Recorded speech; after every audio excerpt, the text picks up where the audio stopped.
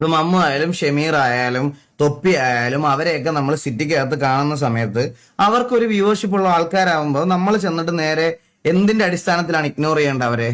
അല്ല, നിങ്ങൾ നമ്മുടെ അടുത്ത് പറ, നമ്മളെ ഇൻ ഗെയിമിനകത്ത് അവരെന്തെങ്കിലും ഉപദ്രവിച്ചോ?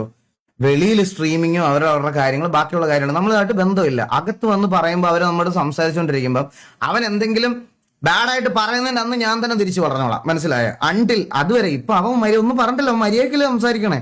അപ്പൊ നമ്മള് സംസാരിച്ച് വിടുക അത്രേ ഉള്ളൂ, അല്ലാതെ അവനെ നമ്മള് അവിടെ ഇതാക്കേണ്ട ആവശ്യമില്ല, ഒന്നാമത്തെ കാര്യം. അപ്പൊ അവൻ എന്തെങ്കിലും റോങ് ആയിട്ട് സംസാരിച്ചാൽ തിരിച്ചാ നമ്മള് ആർ പി ആയിട്ട് സംസാരിക്കാൻ എനിക്കും അറിയാം, അത് അങ്ങനെ സംസാരിച്ചോളാം. ഈ അൺടിൽ ഇതുവരെ ഇപ്പൊ അവനൊന്നും പറഞ്ഞിട്ടില്ല, അതുകൊണ്ട് നമ്മളൊന്നും പറയണില്ല, അത്രേ ഉള്ളത്. കഴിഞ്ഞ കേസ് ഞാൻ ഇത് ഒരാളുടെ കേസിലല്ല ഞാൻ നിങ്ങളുടെ അടുത്ത് പറയണേ. കഴിഞ്ഞ ദിവസം നമ്മൾ റോക്സൈനായിട്ട് ആർ പി ചെയ്തുകൊണ്ടിരുന്നപ്പോഴും നിങ്ങൾ ചാറ്റിൽ ഇതേപോലെ കുറെ പേര് പറയുന്നു, ബ്രോ അവര് വെളിയിൽ റിയാക്ഷൻ വീഡിയോ ചെയ്യുന്നു, പുള്ളിക്കാരി മറ്റേ വേറെന്തെങ്കിലും കോൺട്രവേഴ്സിയിൽ ഉണ്ടോ, അതൊന്നും എന്നെ ബാധിക്കുന്ന കാര്യമല്ല. സിറ്റിക്കകത്ത് വരുമ്പോ